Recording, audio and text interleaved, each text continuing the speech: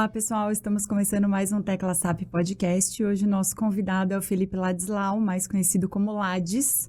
Muito bem-vindo, Lades. Você que é palestrante, CEO da Orgânica. Me conta aí mais um pouquinho de algumas outras coisas. Quero muito saber aí do SXSW. Enfim, conta a sua trajetória. Vamos começando aqui, se apresentando aí pra gente. Show, obrigado, Caro.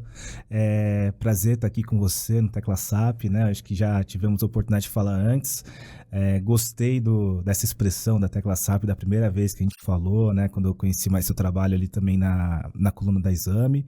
E a minha história de carreira é uma história curiosa, né? Eu fiz marketing na USP, mas eu passei por outros caminhos antes de voltar efetivamente para o marketing em termos de carreira, né? Então, tive uma passagem de 7 anos no Itaú, onde eu passei os primeiros 4 trabalhando numa área bem técnica, de risco de crédito. Então, eu lembro que quando eu estava na faculdade, os professores sempre falavam que o problema do profissional de marketing é que não sabia de número, e daí não aprovava budget, não fazia, né, os projetos acontecerem. E aí eu vi uma proposta para trabalhar no Itaú e eu pensei, não tem lugar melhor para aprender a parte quantitativa dos números senão num banco. E aí eu entrei lá e fiz uma história muito legal, aprendi muito, brinco que foi uma segunda graduação, né? E aí, depois de 4 anos, eu comecei a caminhar de novo ali para a área mais de vendas, que é realmente o que eu gosto de fazer. Tive uma passagem bem legal para uma área de planejamento comercial no Itaú, tivemos a possibilidade de rever modelos, criar o modelo de atendimento digital para o público de pequenas empresas e trabalhei também com gestão de produto. E de lá eu recebi um convite para trabalhar na operação de e-commerce do Walmart e dentro da diretoria de marketing tinha uma área ali que era responsável por planejamento de marketing e o que a gente chamava de Consumer Insights. Então, brinquei, quando eu fui para o Walmart, tudo que tinha número na área de marketing ficava comigo. Então, desde fazer os grandes acompanhamentos de Nielsen, GfK, esses painéis, como fazer o acompanhamento dos clientes, as bases internas, até os algoritmos que faziam quem comprou também, todas aquelas recomendações de produto no site a gente fazia, e o planejamento também de mídia, né? Qual que era o budget que a gente ia ter, como que a gente olhar esse budget no forecast, né, de 5-year plan, depois dentro do ano, a distribuição por canais, etc. E aí foi a minha conexão muito mais forte aí com o digital, começou ali. Tive uma trajetória muito legal ali de 3 anos no Walmart. Teria ficado mais se o Walmart não tivesse vendido a operação. Gostava muito, era um time muito legal, era um lugar muito gostoso de trabalhar, uma perspectiva muito diferente do banco, não só porque mudava o segmento, mas porque de fato foi viver uma outra cultura de empresa e ver outras possibilidades, né, que não tem uma forma só de uma empresa entregar resultado, né, outras possibilidades de cultura também podem ser produtivas e entregar resultado. E de 2018 para cá, eu tenho atuado bastante aqui com a Orgânica, né? Então, a gente faz projetos de consultorias para grandes empresas e para startups também que estão em fase exponencial. Tenho trabalhado muito com desenvolvimento de lideranças, né? Projetos de mentoria ou facilitações de grupos. E, mais recentemente, também estou como conselheiro administrativo da Itapuã Calçados, que também tem sido um desafio bem legal, uma empresa que está também com um belo desafio de se reinventar, né, dentro de um mercado que também andou muito rápido e que às vezes a gente perde algum desses movimentos aí de como são as viradas do digital e agora a gente vai se reposicionando de volta. Bacana. E eu tinha, né, a gente traz um roteiro, mas na verdade a gente foge totalmente do roteiro, porque a ideia é a gente ter de fato esse papo, né? Você começou falando de dados no marketing e isso é uma coisa muito curiosa, porque antes as pessoas tinham aquele olhar de algo marketing mais focado num senso estético, na parte visual, e hoje, sem dados, sem números, sem retorno, as empresas, de modo geral, elas não aprovam o budget, que foi até uma das coisas que você falou. Hoje, dentro da Orgânica e das coisas que vocês vão trazendo, qual que é o maior desafio dentro das empresas para vocês mostrarem, fazer aprovações e quais KPIs que vocês têm usado? Enfim, me conta um pouquinho aí disso. Sim, acho que nesse sentido, um dos principais desafios que a gente tem sobretudo a proposta que a gente tem de trabalho, não é que a gente vai, faz algo e vai embora. A gente vai lá para empoderar times e colocar times num outro patamar. Então, eu diria que o principal desafio, né, diferente de quando eu era executivo, que eu de fato eu ia lá, era eu que era responsável por entregar, eu tenho que ser muito hábil em conseguir trabalhar para que um time, um grupo, uma liderança saiba fazer isso. É mais importante que o time se aproprie das capacidades, das habilidades para poder defender o budget do que eu, como orgânica, vá lá e faço. Então, eu diria que, no geral, esse tem sido o principal desafio, porque muitas vezes a gente chega em ambientes que, de fato, está muito imaturo. Então, eu já cheguei em time, por exemplo, sem citar nome de empresa aqui, mas já era uma empresa grande do varejo e o time do digital olhava os resultados uma vez por semana. Então, assim, né, de fato não consegue, né? O digital, venda online, e-commerce, você tem que ficar olhando o intraday, né? Ao longo do dia você tem que ir tomando decisão. E aí esses times, às vezes, eles têm esse tipo de distância do número. Então, até antes da gente discutir quais números, é importante que a gente discuta a frequência com que a gente olha os números. Eu falo assim, é um processo de construir intimidade também, né? Não é uma fórmula pronta de como defender dados. Tem ambientes que são ainda mais desafiadores porque o ambiente de coleta de dados não foi estruturado. Então, as coisas estão acontecendo, mas não tem traqueamento. Aí a gente tem que fazer isso por etapas, né? A gente tem que preparar o traqueamento para daí conseguir ajudar esse time a defender esses dados. Às vezes vende, você não sabe nem do que vendeu, de qual campanha que vendeu, você não traqueia. E aí, às vezes, você traqueia, sem o traquear, você vende, ou traqueando, você não vende. Você precisa entender esses testes todos. Eu já vi casos de, fizemos uma campanha com a influenciadora, foi super legal. Mas vendeu quanto? Não tem como saber.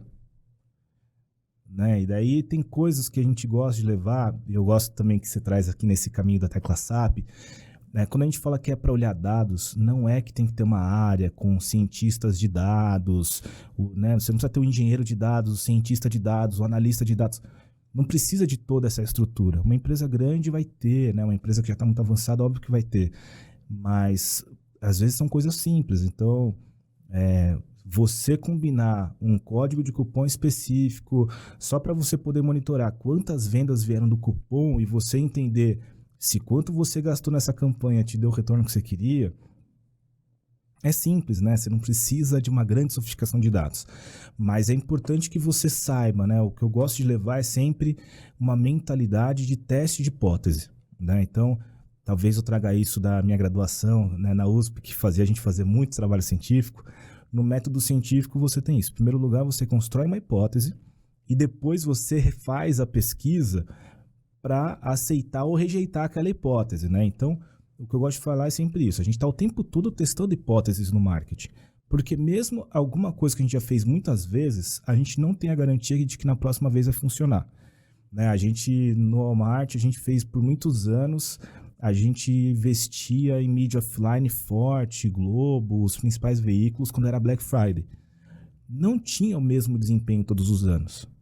E teve anos que foram muito bons, mas os últimos anos a recomendação era de não continuar fazendo. Então, mesmo coisas que a gente já fez várias vezes, a gente não tem como garantir que na próxima vez dá certo. O comportamento do consumidor está sempre mudando. Então, essa ideia de que tudo é um teste de hipótese e que no final posso validar ou não, ajuda por causa disso, né? Faz a gente se manter com este olhar atento e curioso do aprendizado. O segundo ponto é porque quando você constrói uma hipótese, isso te força a você pensar o que você realmente quer com essa comunicação, com essa campanha. Às vezes, a campanha sai porque alguém falou, podia fazer uma campanha assim, assim, assado. Mas ninguém pensou exatamente assim, o que isso vai colaborar para a gente? Que resultado de negócio a gente está esperando? E aí, o que acontece? Depois que a campanha acontece, a gente começa a tentar procurar quais métricas justificam. Daí, às vezes, a gente cai só em métricas de vaidade, né? Daí a gente fala, mas deu muito like. A gente fala, mas a gente queria like? Mas é dinheiro, ele converte, é isso que o cliente queria, né? E tá tudo bem em alguns casos a tua procura não ser a da venda. Mas você tem que saber o que você está buscando. Né? Porque uma vez aconteceu comigo, eu estava acompanhando uma agência justificando alguns resultados no cliente e estava nesse cenário. O cliente não tinha essa capacidade de nortear a agência sobre o que ele queria.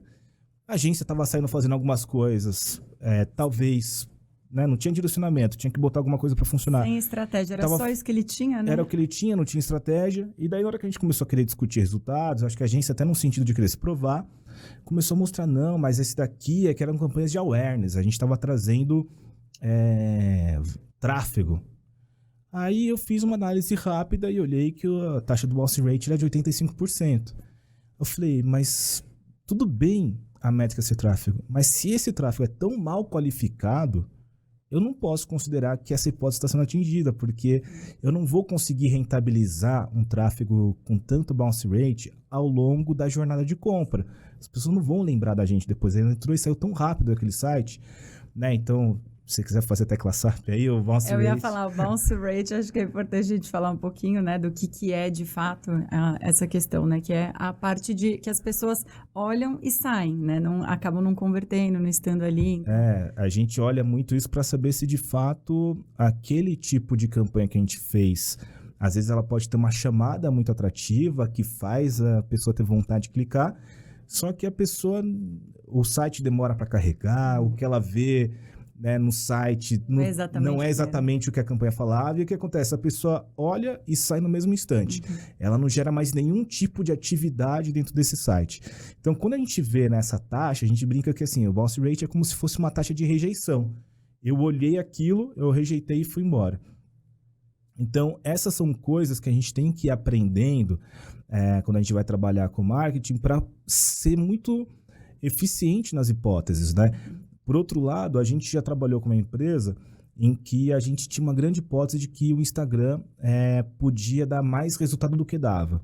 A gente achava que estava sendo mal trabalhado e tinha um volume grande de seguidores, mas da maneira que era trabalhado não dava resultado. E a primeira hipótese que a gente fez não era de venda, mas era de que ia contribuir com o aumento de tráfego orgânico.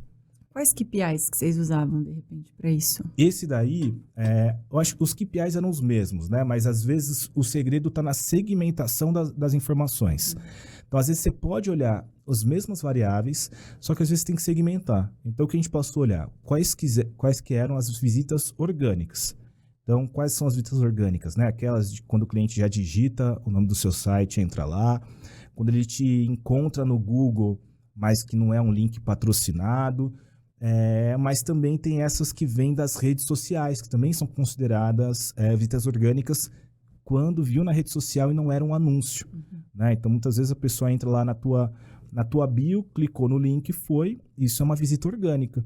E a gente falou, acho que dá para trazer muito mais visita orgânica do Instagram. E isso vai tirar, né, um peso que tinha de ficar investindo muito em anúncio. E essa foi uma hipótese. Então, a gente falou assim, vamos ver o total de visitas orgânicas históricas. E a gente olhou lá e falou assim, a gente quer ver se mudando tais tipos de criativos lá no social, qual que vai ser o reflexo disso lá. Então a gente segmentou, a gente só olhava para esse trecho dos tráfegos e a gente olhou então essa participação das visitas do Instagram em relação aos demais. E foi um negócio assim, o Instagram participava de 1% das visitas orgânicas, apesar de ter um volume muito grande de seguidor, por isso que a gente tinha hipótese. E quando a gente mudou a estratégia de como fazer os stories, de como cuidar do que ia para o feed, a gente viu rapidamente esse número mudar para 25%, em questão de 3 semanas. Então, a gente tinha uma hipótese, a gente entendeu, e daí a gente pôde comprovar. E aí, o que é legal quando você pensa em hipótese? Porque você tem os números, esses números são novos dados que te permitem formular uma nova hipótese. Então, a gente está no Orgânica, a gente tem uma ficha de hipótese para essas campanhas de marketing, que a gente fala, todo time, antes de fazer um teste, uma sugestão nova, tem que preencher. E quando termina, tem um espaço lá que é de análise e conclusões. E aí, muitas vezes, a próxima ficha que se abre nasceu das análises e conclusões das anteriores. Sim, que é a partir dos resultados que você tem, são as ações que você vai tomar com base, nesse caso específico, foi tão interessante o tipo de resultado que deu, que a hipótese do time foi, tem algumas campanhas de Instagram que estão com uma taxa de cliques muito ruim e o ROI está muito baixo.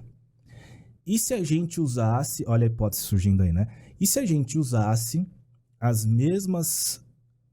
os mesmos vídeos e imagens que a gente está usando no orgânico, a gente usasse nessas campanhas de display do Instagram para ver se lá também melhora o engajamento. A gente melhorou o ROI. O ROI melhorou em 3 vezes quando a gente fez isso. Mas foi o quê? Um insight que pôde vir porque um primeiro teste aconteceu.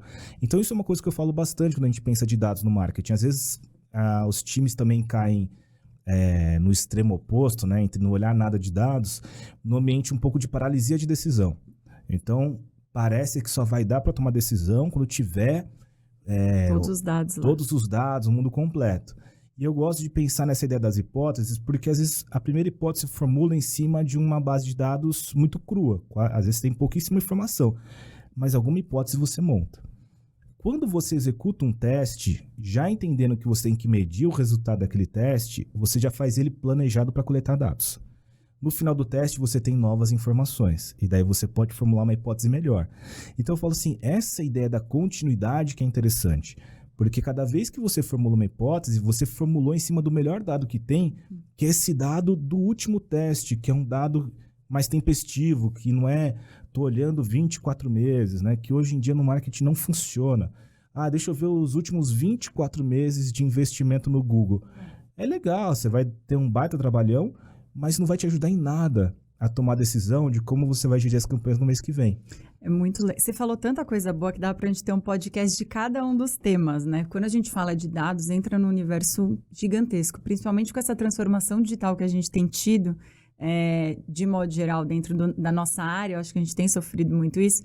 E quando você fala dessa questão da hipótese e traz que uma empresa pequena, ela consegue ter dados minimamente, ela não precisa ter uma estrutura muito grande, mas analisar algumas coisas, fazer testes, né? Porque essas hipóteses nada mais são do que esses testes.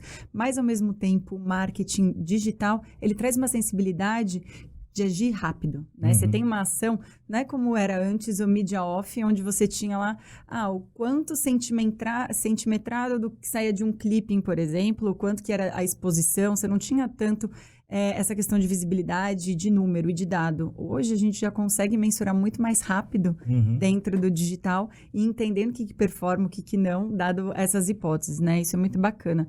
E um ponto que eu vejo muito interessante do que você traz é a questão de que, às vezes, tem algumas pessoas que a gente vê e fala, fiz um lançamento 1 ano atrás, ele performou tão bem, o meu custo por clique, ele era X, hoje ele está 3X. Por quê?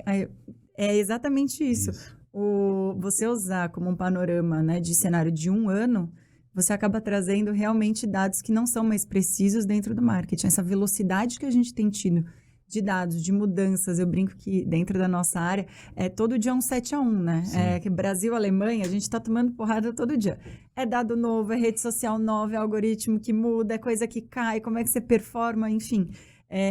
A gente tem que se atualizar o tempo inteiro, é uma constância muito grande, e as ferramentas vão mudando, vão crescendo algumas outras coisas, o algoritmo muda o formato, como ele tem uma entregabilidade diferente, então ter essa sensibilidade de o que tinha 1 ano atrás não funciona hoje é extremamente importante para que a gente fale disso, né? E aí, às vezes, as pessoas até perguntam, mas então o que eu preciso fazer? A gente precisa primeiro entender quem é seu público. Foi o que você falou, até de 1% que você tinha ali do engajamento e cresceu para 25%, mas eu já estava na minha hipótese aqui falando, teve compra de seguidor, ou teve sorteio, a base não estava engajada, mas não, era de repente uma falta de estratégia que faltava dentro desse segmento, mas que são as hipóteses que a gente vai tentando encaixar aí. E que nesse caso, né, já que você estava formulando, era justamente conectada essa questão da desconexão com quem era o cliente. Então, a marca tinha um cliente típico, que era um cliente de classe C e D, só que as pessoas que estavam cuidando do social gostavam tinham uma aspiração por marcas daquele segmento, que eram as marcas boutiques que atendiam classe A. Então, o que elas estavam fazendo? Como era a marca que os funcionários gostavam, eles estavam fazendo um Instagram que tinha a mesma estética das marcas para classe A. Como se fosse converter para classe A. Só que o público deles era classe C. Só que eles queriam...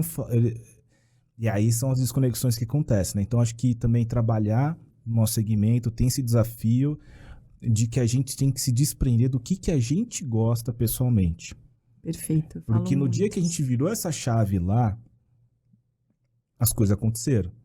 Então, não precisou comprar... Na verdade, assim, a hipótese surgiu porque a base de seguidores já era muito alta. Existiam 500 mil de seguidores já. Só que esses seguidores, eles não conseguiam se identificar naquela comunicação. Aquela comunicação repelia. Eles nem clicavam. Eles pensavam, puxa, isso aí deve custar, né? Mas não, era acessível, era para eles, o produto estava certinho. Só que a comunicação estava afastando.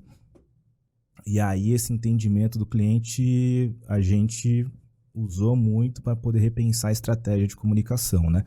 Mas são isso, eu acho que tem que saber estabelecer hipóteses e começa a entender o cliente, porque senão a gente vai pelo nosso, né, a nossa visão de mundo muito particular e às vezes não é. E, sei lá, você pode estar trabalhando com moda. Eu lembro que eu tive um professor na faculdade que ele trabalhou muitos anos na Renner. E era um cara que só usava calça jeans e camiseta branca. Trabalhou com moda a carreira dele inteira, marketing para moda. Né? O pessoal tá brincando, pô, a gente esperava, né, de alguém do segmento da moda, né, uma outra coisa, mas não necessariamente. É óbvio que o mais comum é que quem trabalha no segmento de fato tem um envolvimento. Mas eu quero dizer assim, você até pode trabalhar com algo que você não está diretamente envolvido, se você tiver essa sensibilidade de perceber que você não faz comunicação para você, para os teus amigos e para tua família, né? Entender o público-alvo e ser assertivo, né? Da forma de comunicação é extremamente importante para essa conversão. Sim. E para o canal ser, de fato, acessível e chegar no ponto que vocês querem, né? Uhum. Super bacana isso. E, Lades, eu queria que você falasse um pouquinho, você esteve aí no SXSW pelo segundo ano ou terceiro? Eu participei de um ano online, que foi o de 21, e daí 22 e 23 eu tive lá presencialmente. Bacana. Queria saber o que você viu nesse ano, né? Eu acho que é um dos maiores eventos que a gente tem dentro desse segmento, onde fala de avanços de tecnologia, dessas partes todas, né? Que a gente tem visto até com inteligências artificiais, um monte de coisas de desafio. Eu queria até entender o que você viu lá de diferente, o que tem vindo para o mercado, se tem mais coisas do que a gente está vendo, enfim, Sim. Conta um pouquinho. Eu acho que uma coisa que eu estou percebendo de bastante interessante é que as informações estão chegando cada vez mais rápido, né? Então, inteligência artificial foi um super tema central lá, mas esse debate já estava acontecendo aqui, pelo menos nos fóruns que eu estava envolvido, dentro da bolha que eu participo aí do mercado, esse tema já estava bem aquecido.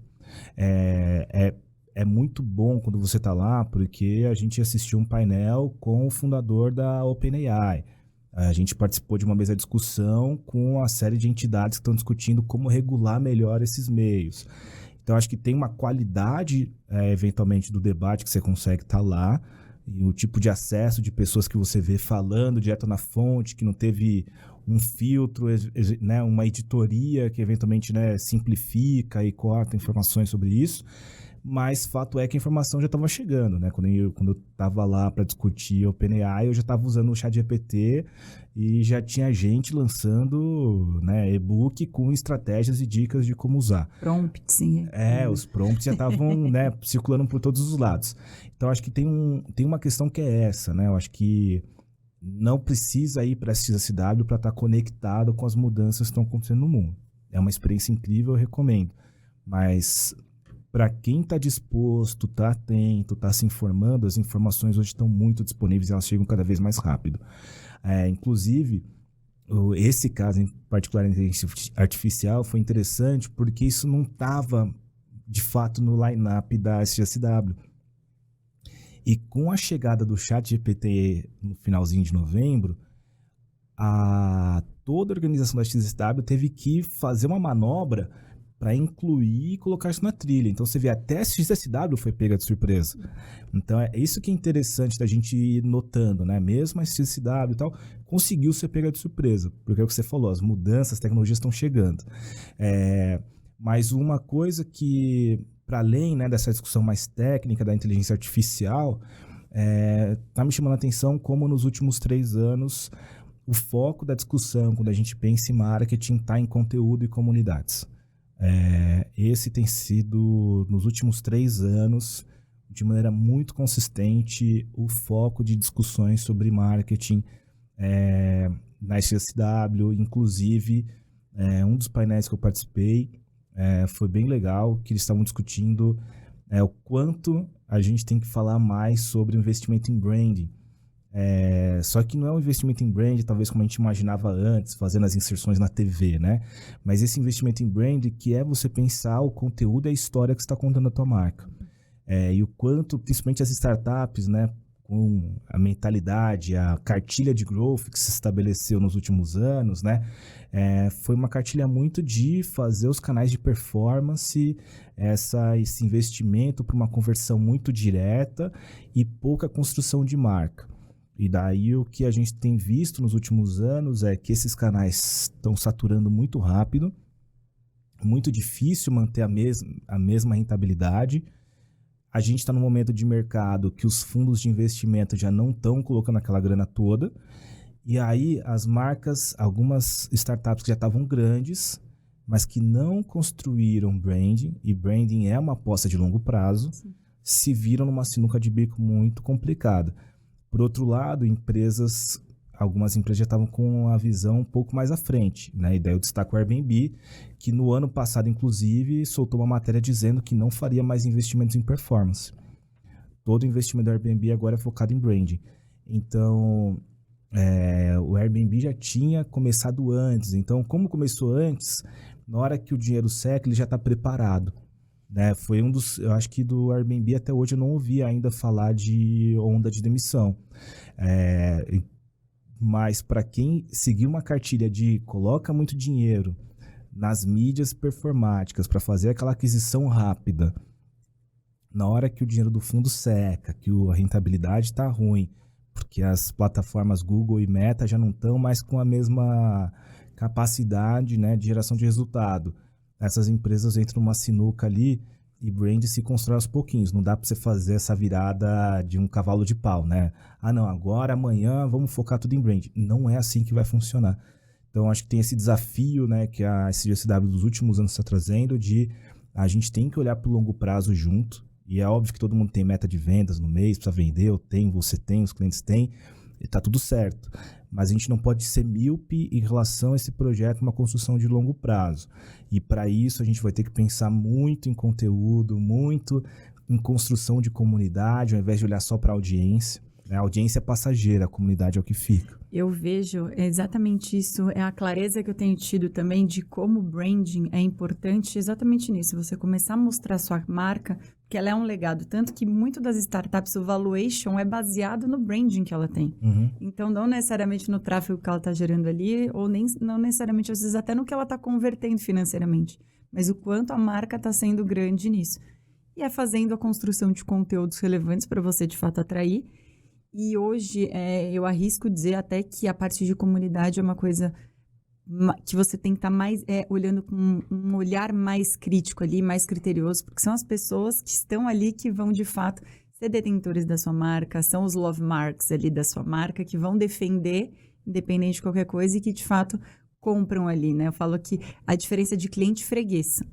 Quem é da comunidade ali é exatamente um freguês, é aquele cara que está ali sempre recorrendo, consumindo o que você está fazendo, enfim, eu acho que essa parte de comunidade tem vindo muito forte, até porque ela não é copiável.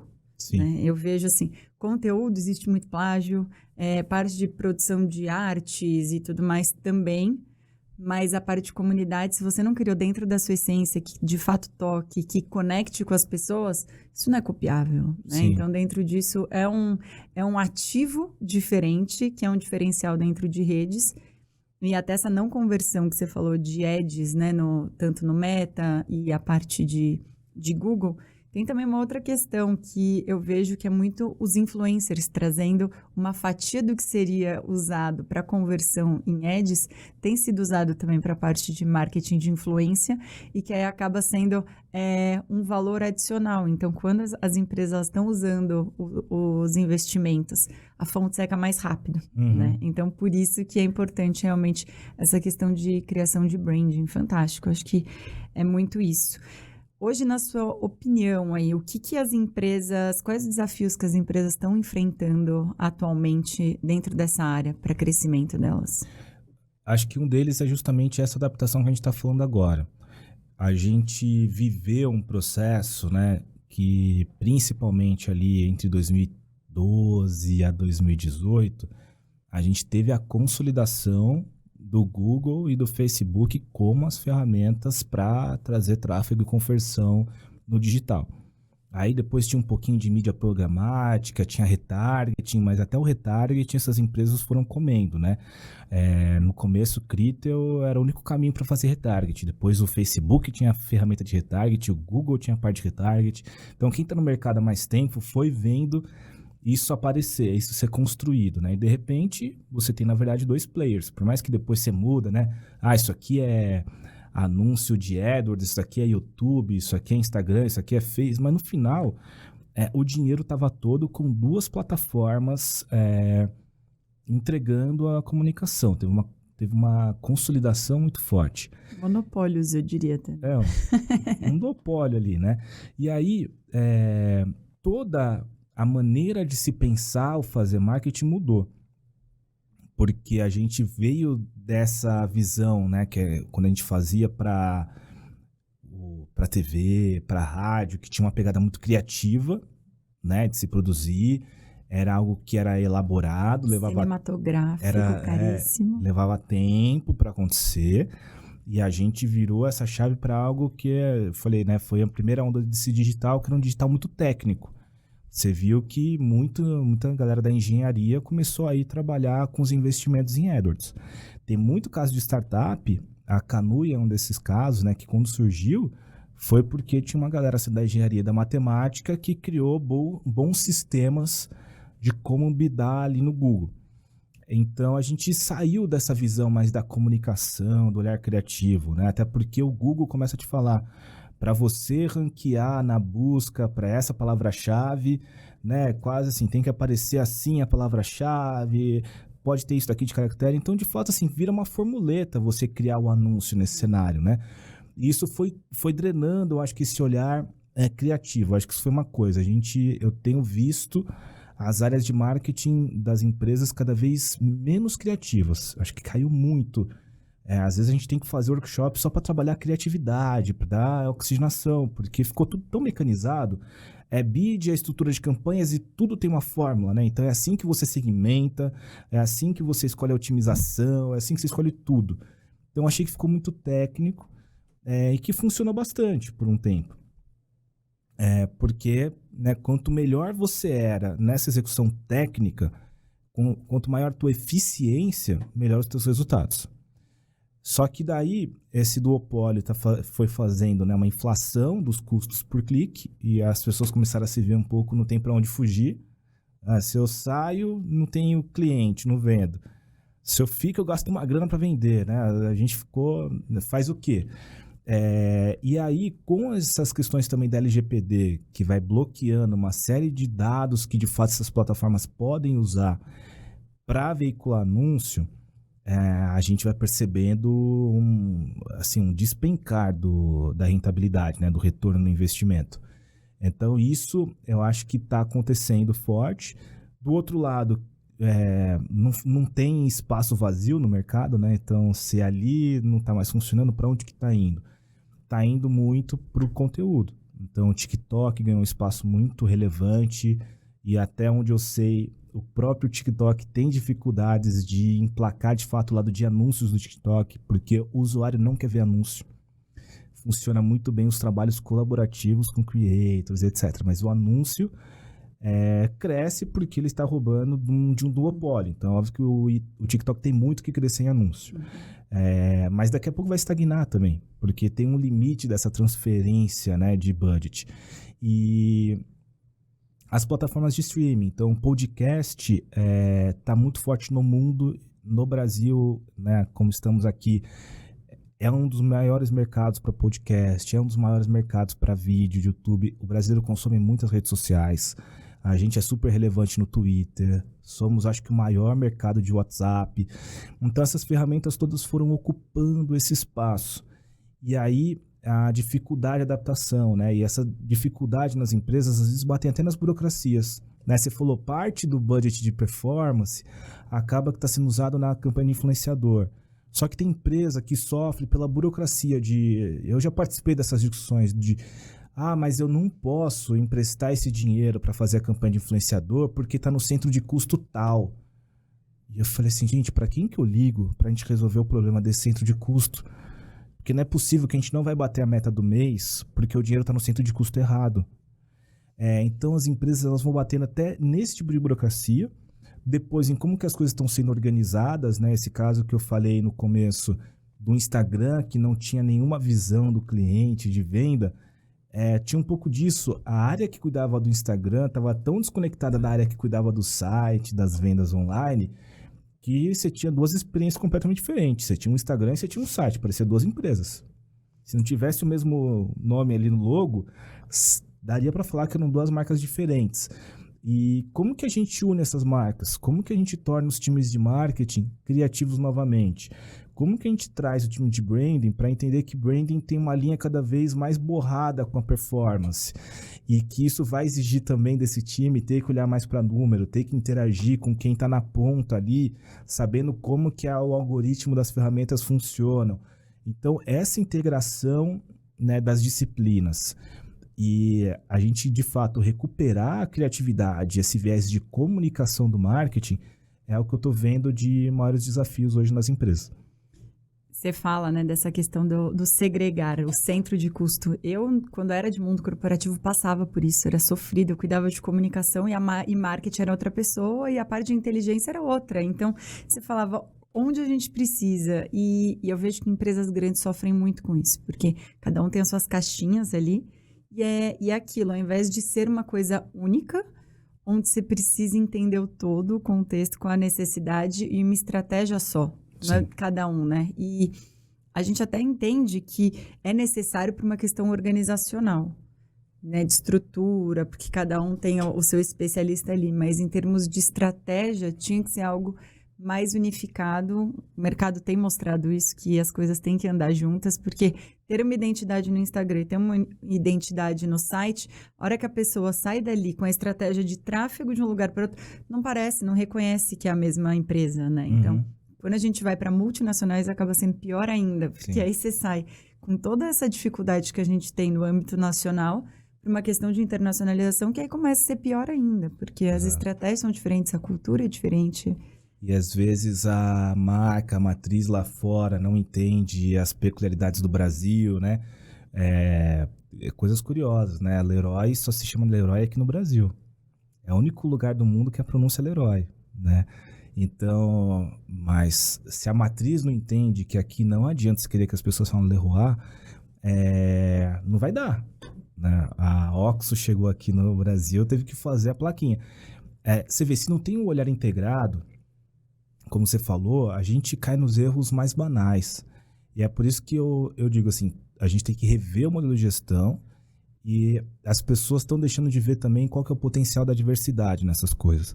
Porque quando você tem um time mais diverso, né, isso que você falou, as coisas a gente tem que pegar as coisas cada vez mais rápido. Quando a gente tem um time diverso, a gente consegue minimizar os problemas dessas mudanças todas. Porque não necessariamente eu preciso rodar um grande ciclo de coleta de dados e de imersão nos dados para ter os insights que a gente precisa. Pegando um exemplo, eu estava tendo uma discussão com uma empresa que ia fazer um trabalho de ação social dentro de um guarda-chuva de ESG. E eles estavam desenhando um negócio super legal, que era para trabalhar o desenvolvimento de formação de programadores nas favelas. Ou comunidades, né? Que aqui em São Paulo a gente fala favela, no Rio é comunidade, enfim, da onde estiver vendo a gente, vai entender. Mas a Tecla SAP para os dois lugares. Para os dois lugares. Mas a grande questão foi, num determinado momento, uma das pessoas que estavam nesse grupo de trabalho levantou a mão e falou: mas a gente tem que pensar como vai fazer com computador e internet. Porque eles já tinham pensado na plataforma, quem ia montar as trilhas, toda essa parte estava decidida. Óbvio. Mas é curioso, porque uma das pessoas estava super envolvida e falou assim, não, mas computador e internet todo mundo tem, né? E daí a pessoa falou assim, então, o Brasil é grande, né? E é curioso que eu entendo também aquela pessoa ter feito essa pergunta, né? Ela vive muito desconectada desse lugar. Mas é aí que a diversidade do time entra e ajuda a gente, né? Vai ter alguém que vai estar se fazendo alguma pergunta que a gente não se faz. Então, eu sempre digo assim, times diversos ajudam a gente a explorar mais perguntas. Perguntas levam a gente a hipóteses. Perguntas levam a gente a melhores soluções, mais criativas, mais inovadoras. Então, com melhor a diversidade desse time, né, melhor vai ser para a gente perceber as coisas. Porque muitas vezes, quem está sacando a mudança que está tendo de como o consumidor tá interagindo com a plataforma, às vezes são as pessoas mais novas. Eu brinco, quando eu tô com meus sobrinhos, eu fico fazendo várias perguntas de TikTok. Eu entendi a estratégia da Shein conversando com a minha sobrinha. Porque eu não estava entendendo o que era a Shein quando a Shein chegou alguns anos atrás. E aí eu percebi que minha sobrinha estava falando de Shein uma hora lá, eu falei, como que é esse negócio aí da Shein? Ah, é muito legal. E daí ela começou a me mostrar e todo mundo fazia recebidos. Eu falei, como que foi? Porque explodiu, era todo mundo o tempo todo falando, chegou o negócio da Shein. E eles viraram essa percepção, né? Todo mundo tinha essa percepção de que, compra roupa de site chinês, não vem nada do que você espera. Uhum. E a Shein conseguiu quebrar isso, né? Essa visão que o consumidor médio tinha sobre o que era comprar no site chinês. Velocidade, qualidade, várias coisas, eles quebraram isso, né? E aí, quando você vai ver, teve um trabalho que eles souberam ler o público jovem. E tinha toda uma mecânica que a galera se inscrevia para poder fazer esses vídeos e ganhava em produto. Então, eles conseguiram criar toda uma sistemática para fazer isso acontecer. Que é ótimo, porque eles foram atacar um público que não tem grana mesmo, né? Sim. Então, é aquela coisa assim, a hora que recebe, ele tem um exponencial aí de visualização e tudo mais, muito mais fácil, né? Exato. Agora, no geral, se a gente entra numa empresa e não tem diversidade de pessoas, eu já entrei outro dia numa reunião, eles estavam discutindo, mas a Shein só vem porque vende barato. Eu falei, não, a Shein não vem só porque vende barato, eles têm um trabalho de comunicação que é incrível. Então, a gente ter diversidade no time, a gente capta coisas. E a gente começa a perceber, eu não preciso brigar só com preço com a Shein, mas eu tenho que brigar bem na comunicação. No preço, eu acho que a gente sempre tem a escolha de posicionar o nosso preço de acordo com o tipo de produto que a gente vende. E sempre vai ter espaço para todo mundo no mercado. Nem todo mundo quer comprar o mais barato, nem o mais caro, assim, tem espaços. Então, você tem que saber qual é a história que você conta, qual é a sua marca, e aí você consegue posicionar um preço. Até o público que de fato você quer atender, porque tem mercado para todo mundo. Essa clareza de público, a história que você conta, aí você posiciona um preço. Mas se você não está entendendo que o público está consumindo informação diferente, que as estratégias de marketing estão mudando, que com o Creator você trabalha do formato XYZ, também não funciona. Você até pode ter o produto certo, com o preço certo, mirando no cliente certo, só que você não tem uma boa estratégia para essa comunicação chegar. Então esse é o cuidado que às vezes a gente tem que ter, que às vezes a gente só joga muito rápido o vizinho que está tendo sucesso e resume essa questão. Mas eu realmente acho, né, que tem uma questão da Shein que é uma vantagem tributária. Acho que essa crítica é super fair, mas eu não acho que isso é o único motivo que faz ter sucesso. Então a gente tem que ter um pouquinho de cuidado quando a gente vai criticar, porque às vezes as coisas não se resumem num ponto só. E às vezes tem toda uma série de outras coisas que você poderia estar aprendendo e trazendo isso para a tua estratégia também.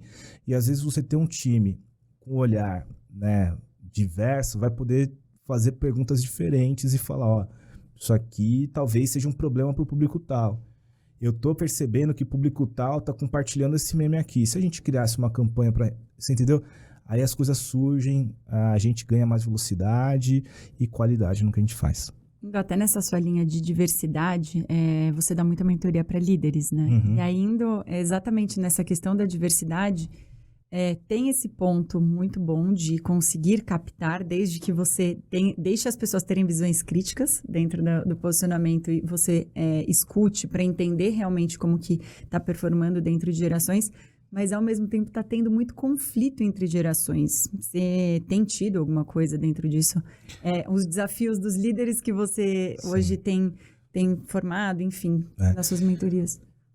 Eu acho que a diversidade está levantando vários conflitos, nem só intergeracional não, tá? Eu tive um caso num cliente que eu estava trabalhando com mentoria que era entre gênero. Então, teve um momento ali que explodiu um negócio e as mulheres falaram, estamos cansadas de ser interrompida nas reuniões. E assim, chegou num ponto que você tem que ser colocado dessa forma na mesa. E daí é interessante que muitas vezes os mentorados vêm para mim e falam, me ajuda, porque eu nunca tinha percebido o que estava acontecendo. Mas agora que a fulana falou, eu estou percebendo que acontece mesmo. Né? É assim, né? São viés inconscientes. No geral, a gente não está percebendo o que está fazendo, mas faz. Então é muito comum as mentorias hoje, as pessoas pedirem ajuda quando tem esses temas de diversidade, ou eu estou contratando pessoas negras, mas eu não estou sabendo como lidar, eu tenho medo de falar coisa errada, eu não sei se eu puxo, se eu não puxo, se eu dou espaço, como que eu dou feedback. Então, assim, as pessoas trazem muitas dores, e o intergeracional também tem essa questão de romper, acho que em todos os casos, né, de diversidade, tem a questão de romper com o estereótipo. E qual é a questão do estereótipo? O estereótipo, a grande questão dele não é que ele não fale a verdade, mas é só uma parte muito pequena da verdade. Se resume a pessoa a uma parte pequena da verdade. As pessoas são sempre maiores do que um estereótipo pode colocar. E tem muita gente que ainda marca esse estereótipo das gerações mais novas como é a geração que não gosta de trabalhar, é a geração do mimimi, não aguenta o tranco, não tem casca. Então vem, na verdade, uma série de reproduções que dizem mais sobre quem está falando do que o outro, né? Então é muito mais sobre quem está colocando para fora as dores de cotovelo do que passou, né? Então eu comecei a carreira num ambiente que era bastante duro, que era o Itaú, e eu tive que aprender a me reinventar, porque quando eu fui pro Marte, o tipo de tratamento que eu tinha no Itaú, na primeira semana eu tomei uma de falar que a gente não aceita esse tipo de comunicação. Eu falei, uau, no Itaú eu era o cara legal da galera. Leve, né? Eu era o leve. Aí você vê como que tudo é a média do ambiente que você tá. Uhum. Quando eu cheguei no Marte, eu era o durão. E eu tive que reposicionar. Então, e como eu falei, o Itaú dava resultado, o time era produtivo, o Marte também. Não era questão sobre precisa ser duro e ter casca, né, para as pessoas darem resultado. Existem muitas formas das coisas acontecerem, tem formas que são menos tóxicas e menos nocivas. Então, às vezes, a gente está o tempo todo querendo reproduzir um pouco do que a gente sofreu, né? Então, se foram duro comigo, agora é a minha vez de ser duro com as pessoas. E aí, romper, fazer os líderes terem consciência de que é isso que eles estão reproduzindo com as gerações mais novas, é um esforço que a gente está fazendo.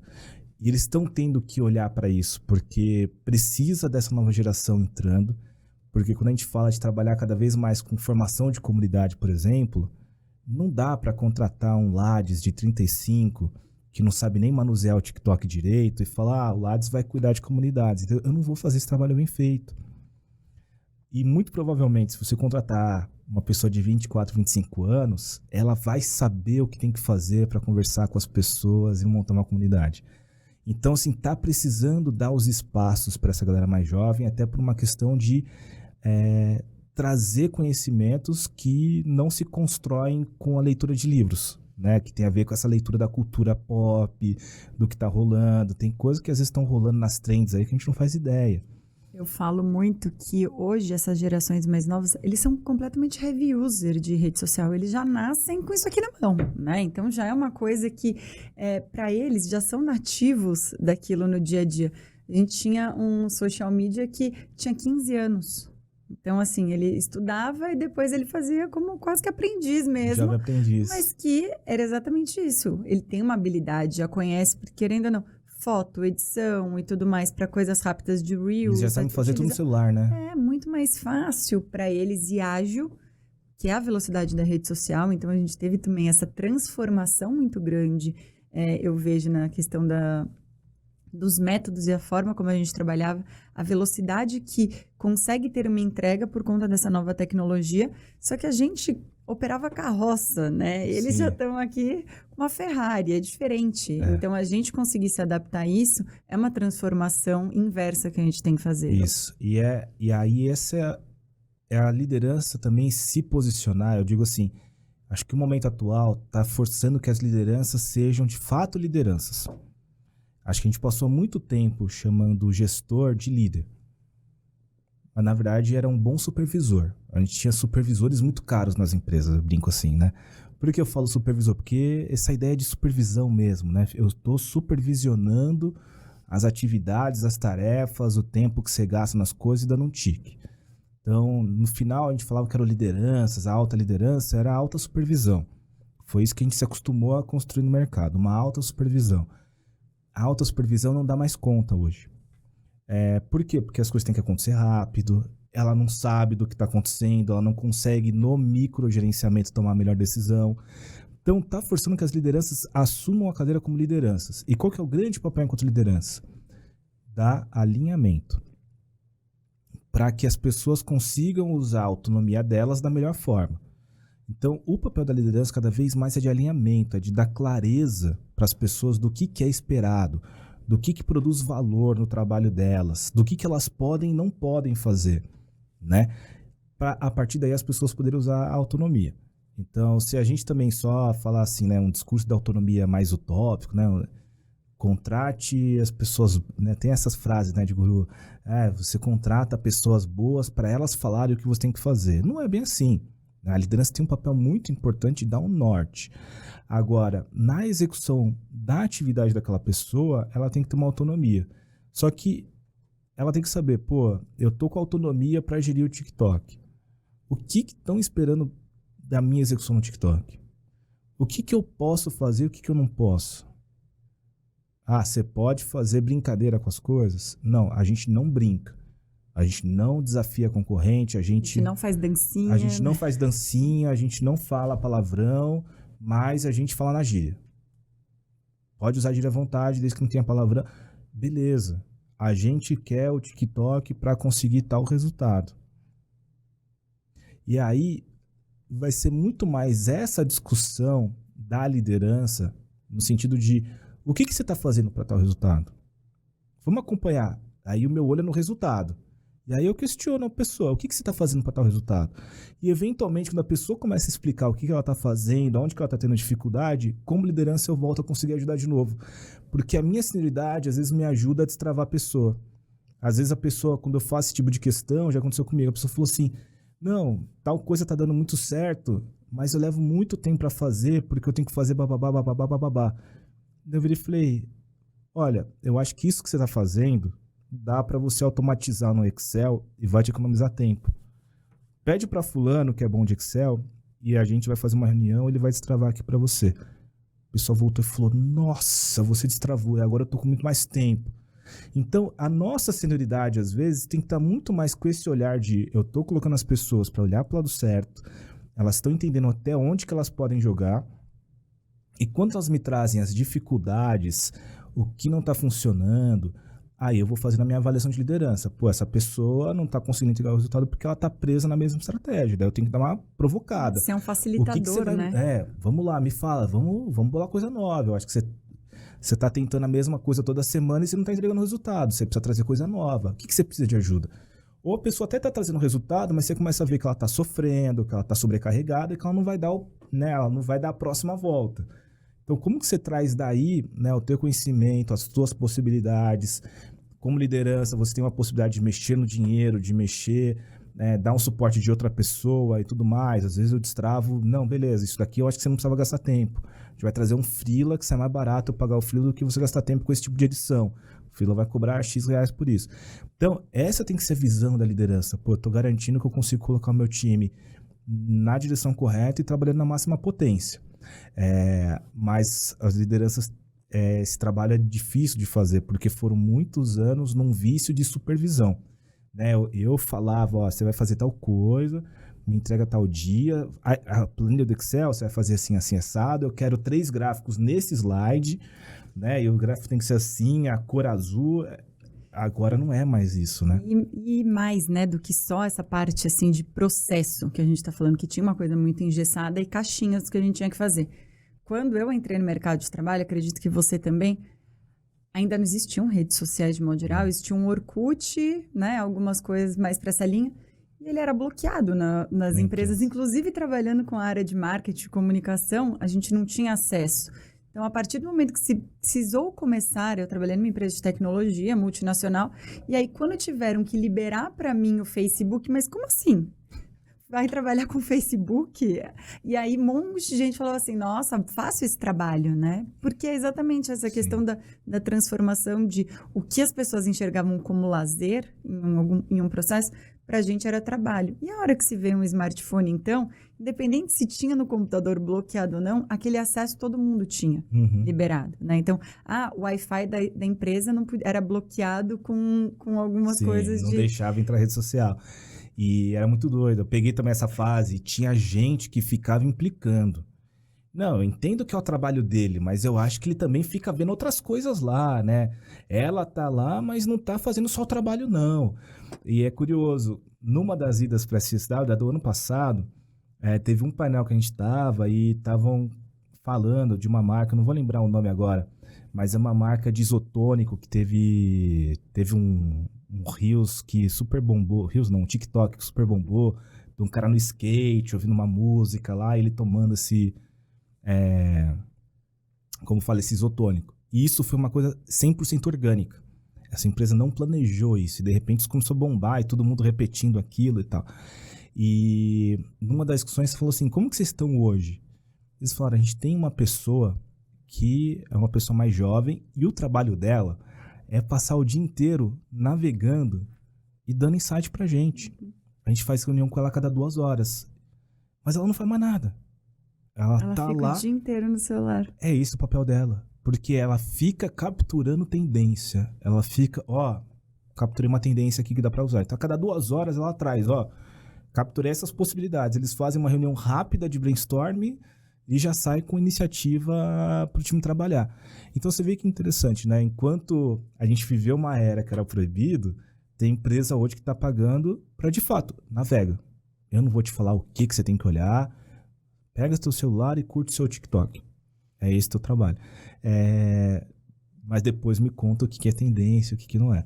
E é muito louco isso, né? Porque a gente não tá falando de tanta diferença de anos, né? Pra estar, de fato, nessa questão. E eu percebo muito que essas tendências, elas têm uma velocidade muito grande. Então, se você não faz na hora, meio que de imediato do que tá acontecendo, analisando e tudo mais, você perde já, né? Essa possibilidade de trend, enfim. Sim. Isso é muito doido. O timing é cada vez mais sensível, né? Exatamente. Levou uma semana pra fazer, perdeu. Por exemplo, o Clubhouse, acho que foi um exemplo disso, né?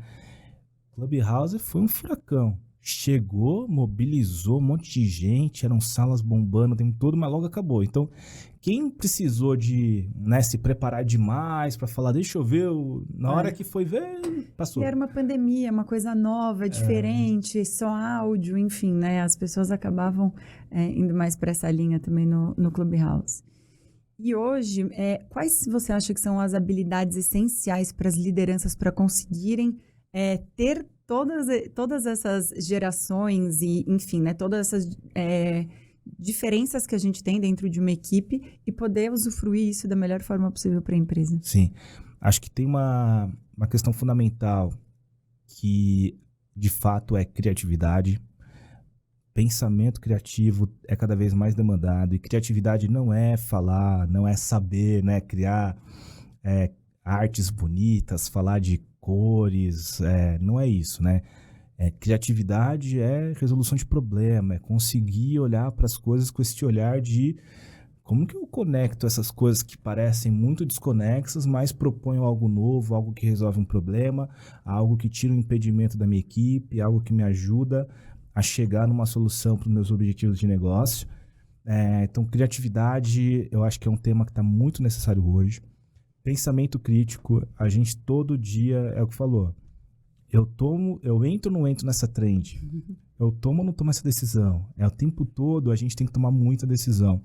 Então, pensamento crítico para a gente poder fazer essas tomadas de decisão, saber quando é o momento de arriscar, quando é o momento que eu não tenho que correr risco, que não precisa. Né? Então, isso precisa de muito pensamento crítico, acho que isso é uma outra coisa. Sensibilidade. Não dá para a gente falar de liderar esses times, ter diversidade, ter essa relação intergeracional, e a liderança não ter mais sensibilidade. A liderança cada vez mais tem que conseguir trabalhar, né, a voz dela e articular, entendendo as diferenças das pessoas que compõem esse time. Então, tá sensível, tá percebendo, né, o que está acontecendo no time. A gente está nesses momentos ainda de trabalho híbrido, tá mais difícil perceber se tem alguém que está tendo mais dificuldade, não está no momento bom e como que eu trabalho essas pessoas. Está exigindo ainda mais sensibilidade das pessoas. Quando a gente trabalhava todo mundo junto, era mais fácil perceber, fulano não tá legal, faz uma semana que fulano tá extremamente calado. Né? Agora, às vezes a pessoa está na casa dela, pode ter passado o dia inteiro chorando enquanto trabalhava e você não sabe. Não sabe. Então, trabalhar essa sensibilidade, uma escutativa com a equipe, mas também, né, quando você consegue ter essa escutativa com a equipe, você também vai ter essa escutativa muito melhor com seus clientes, uma outra coisa. E autocuidado. As lideranças precisam de muito autocuidado. Eu tô vendo, a gente fala muito de burnout e a gente acha que burnout é uma questão que os analistas passam. Burnout é uma coisa que está pegando muito a liderança. Não tá brincadeira assim, o volume de lideranças que estão tendo que tomar remédio, que fazem mentoria, mas estão fazendo juntos tratamentos de terapia mesmo, porque tem muita sobrecarga. E acho que as lideranças nesse sentido, né, eu brinco assim, tinha um arquétipo do herói, né, esse olhar mais de supervisão, dava também esse ambiente do arquétipo do herói. Quando precisa eu vou lá e resolvo. E o mundo está tão complexo hoje que não dá para ir lá e resolver e matar todos os assuntos no peito. Só que as pessoas ainda tentam cobrir todos os espaços, e daí não dá autonomia para a equipe, e é cada vez mais demandado, e começa a se sentir achatado, porque o time hoje, né, traz muito mais demanda do que na nossa época. Eu lembro que o estagiário, analista júnior, jamais faria uma cobrança para o gerente do que eu esperava para o ambiente de trabalho. Hoje em dia o analista vem para você e fala, olha, eu esperava que a gente pudesse ter um ambiente de trabalho mais descontraído, pô, você só vem aqui e só cobra, você nunca celebra nada. Ele vem e fala para você, né? Tem essa expectativa. A gente poderia celebrar pelo menos um pouquinho. Eu, como analista júnior, era impensável eu chegar pro meu gerente e falar que ele podia mudar alguma postura dele. Então, chegava a sua carta de demissão já estava na mesa, né? Era uma outra postura. Uma outra postura. Então, essa liderança está bastante achatada, né? Tem uma cobrança dos conselhos, tem uma cobrança dos CEOs por resultado, o mercado não está fácil. Então, está todo mundo trabalhando muito, com essa sobrecarga que não é só do volume de trabalho, mas é das pressões, né? Então, essa pressão, né, o que eu falei, todo mundo está sendo muito cobrado desse olhar para a diversidade. E nem todo mundo tem as ferramentas. Então, é uma cobrança que vem de baixo, vem de cima. Se as lideranças não aprenderem a cuidar de si, em primeiro lugar, elas não vão conseguir fazer o melhor trabalho com a equipe delas. Pessoas que não estão no teu melhor momento de saúde, você vai ter mais dificuldade para lidar com situações de conflito, de estresse, porque você já chega com a tua carga de bateria esgotada. Aí, às vezes, você tem alguma coisa para lidar com aquela pessoa que, de fato, é mais jovem da tua equipe, não tem tanto senso de maturidade, às vezes traz aquela reclamação, sabe, da coisa mais banal, mas que os jovens ainda têm essa questão, né? Quando a gente fala de senso crítico, para os jovens é mais difícil, porque todos os problemas parecem ter os mesmos pesos, né? E aí, você que já está com mais coisa na cabeça, já está com vários problemas, você escuta aquilo, para você é aí que entra a questão, daí você julga aquilo como mimimi. Só que daí a bateria está lá embaixo, você reage àquilo desproporcionalmente. O que você poderia trabalhar no sentido de desenvolvimento da pessoa, você trabalha numa explosão, dando porrada e não resolve, porque essa pessoa se sente injustiçada, não muda o comportamento, às vezes muda de empresa, mas não muda o comportamento, e você fica com 2 problemas no final do dia. Então, eu tenho trabalhado também muito esse aspecto de precisa cuidar da própria agenda, precisa se priorizar em termos de autocuidado, dar autonomia para o time, entregar resultado e cuidar de si, para que de fato você tenha a cabeça para olhar para o estratégico e para ter energia, né? Para lidar com a pressão, com os momentos de conflito e fazer essa solução da melhor maneira possível. Bacana. E eu quero fazer mais uma pergunta antes da gente ir para os finais aqui. Até a gente se conheceu aí numa palestra que a gente foi dar, né, em Campo Grande no ano passado, para empreendedores. E aí eu abri com o Tecla SAP falando de uma coisa mais básica e você veio complementando, né, nesse outro nível de profundidade. E aí eu queria até que você falasse os conselhos que você daria para quem está começando nessa área de marketing, alguma sugestão, enfim, o que você tem aí para essa turma nova que está vindo? Acho que para a turma nova que está vindo, texto, tenho brincado muito assim, acho que hoje é tudo muito texto. Os grandes creators que estão bombando são muito bons roteiristas no final do dia. E os que não são, estão contratando.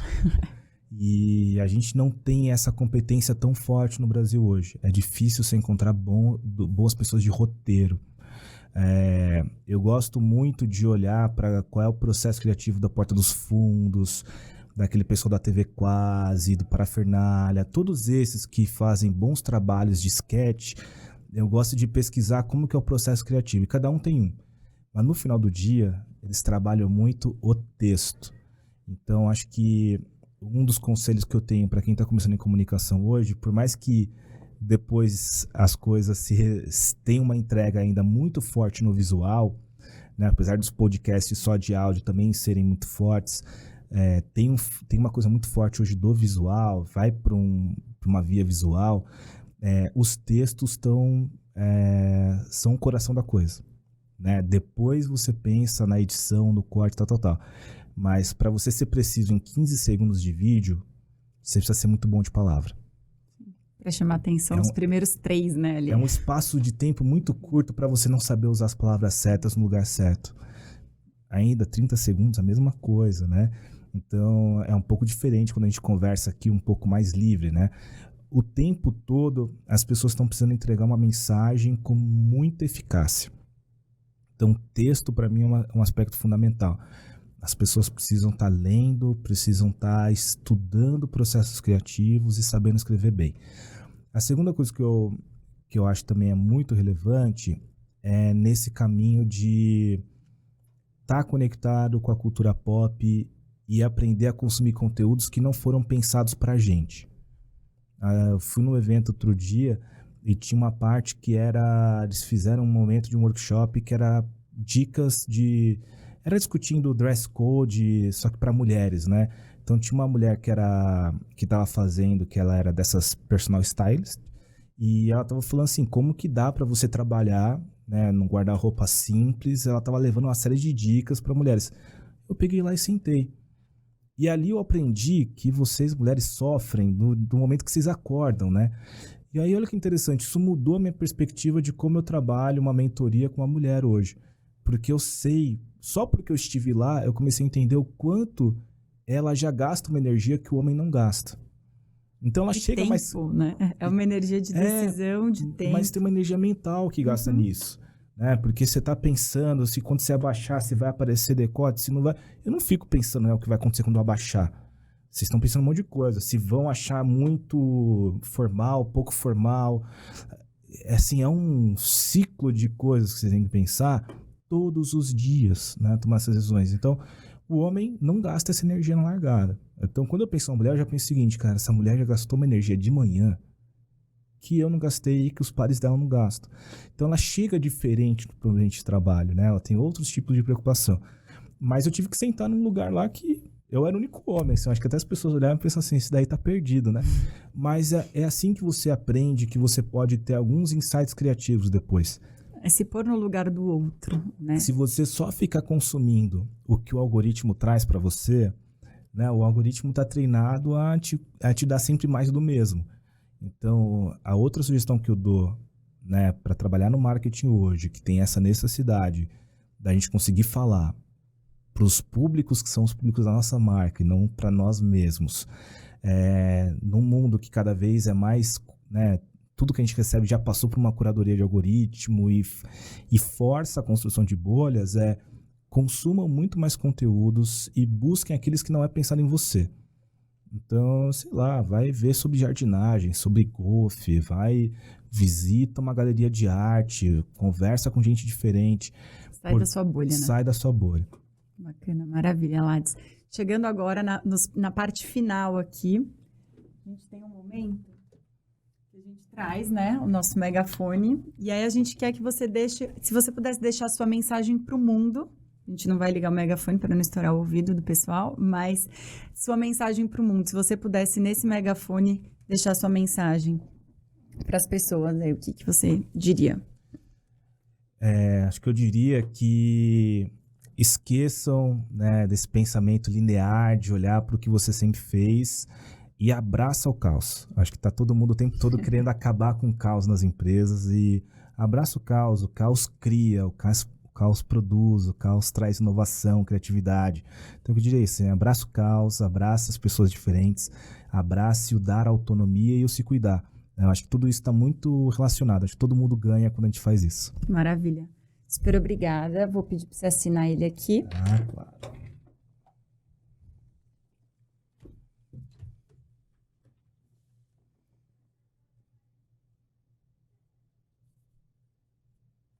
Amei o papo, Lade. Super obrigada. Quero agora que você deixe suas redes, como as pessoas te acham aí para te seguir, te acompanhar aí. Show de bola. A principal rede hoje que eu converso com as pessoas é no LinkedIn. Depois do LinkedIn é /Felipe-Ladislau, vocês vão me encontrar. Muito dessas conversas que a gente tem aqui, às vezes eu gasto um tempinho a mais para estruturar esse pensamento num artigo e dividir de forma que a gente possa de fato promover uma conversa, uma evolução desses pensamentos. Tem também a Orgânica, a página da Orgânica no Instagram, tanto no Instagram quanto no LinkedIn. Orgânica Exponencial, todo mundo, se colocar @Orgânica Exponencial, encontra a gente nas duas plataformas. Também ali tem cases de clientes. Muitas vezes a gente convida muitos clientes também para eles falarem de várias percepções, então também tem várias pessoas bacanas que às vezes gravam pra gente, falam com a gente nas nossas redes. E pode também me seguir pelo meu Instagram, que é @Felades. Bacana. Super obrigada mais uma vez, Lades. E esse foi mais um podcast da nossa Tecla SAP aqui. Acompanhe a gente e se inscrevam no canal.